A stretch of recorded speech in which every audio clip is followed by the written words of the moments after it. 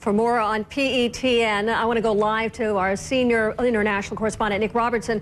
And Nick, a small amount of this can have a devastating effect. Explain how this works.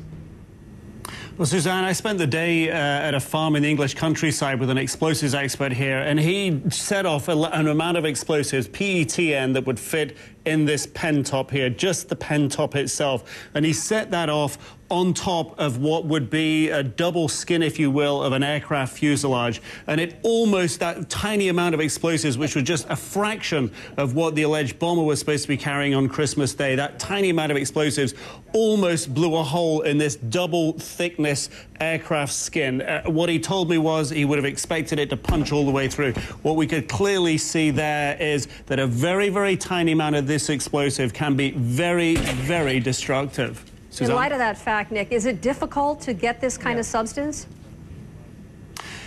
It is if you're not a skilled chemist. I mean, that's what he told me. The problem is it's not too hard to make, but it's very, very hard to get the core ingredient. If you're a really skilled chemist, you can make that core ingredient. But it makes it a much more complex explosive to manufacture compared to what we've seen some of these sort of homegrown terrorists making and using on the underground, the subway network in London and in other places, a more complex thing. And the other thing that I learned about this explosive today, you can bang it and bang it and bang it with a hammer, and it takes a lot of force to make it detonate, if you will. And that means it's ideal for a suicide bomber on a long-haul flight because he can bang into people, bump into people, and it's not going to go off.